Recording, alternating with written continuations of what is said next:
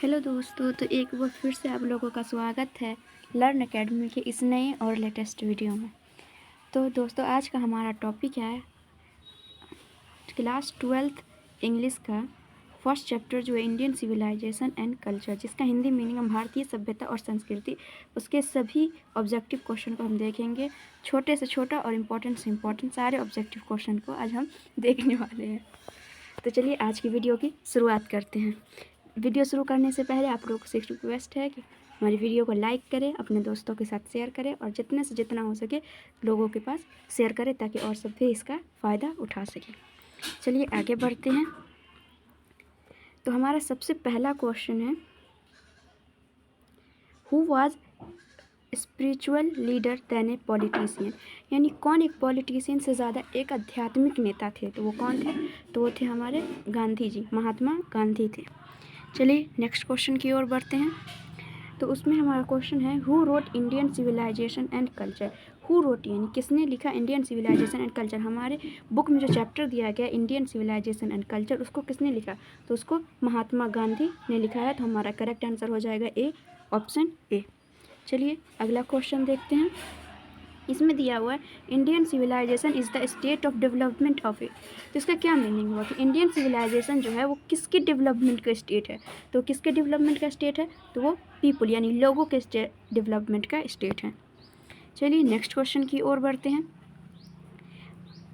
Ferrous were rulers of ancient dash, यानी Pharaohs थे जो थे वो कहाँ के एंशियंट रूलर्स थे, यानी कहाँ के शासक थे। तो वो फेरोस जो थे वो कहाँ के शासक थे?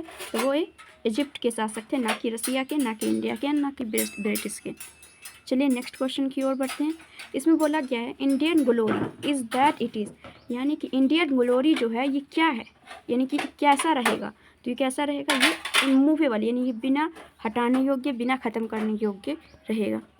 चलिए नेक्स्ट क्वेश्चन की ओर बढ़ते हैं। इसमें दिया हुआ है, the people of Europe are inspired by dash and Roman writers, यानी यूरोप के जो पीपल हैं वो इंस्पायर्ड हैं किस से? रोमन और किस राइटर से? तो वो किस राइटर से इंस्पायर्ड हैं?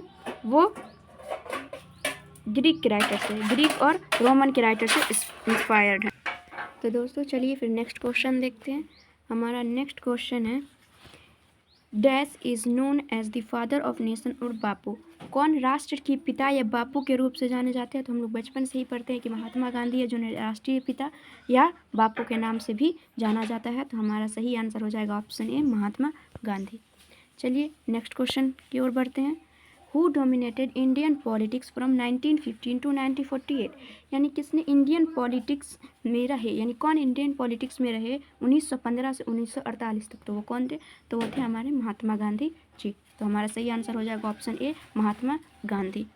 चलिए नेक्स्ट क्वेश्चन की ओर बढ़ते हैं।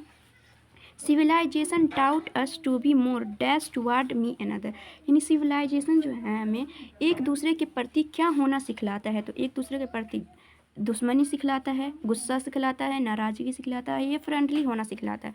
तो सिविलाइजेशन जो हमें एक दूसरे के प्रति फ्रेंडली होना सिखलाता है। चलिए नेक्स्ट क्वेश्चन की ओर बढ़ते हैं।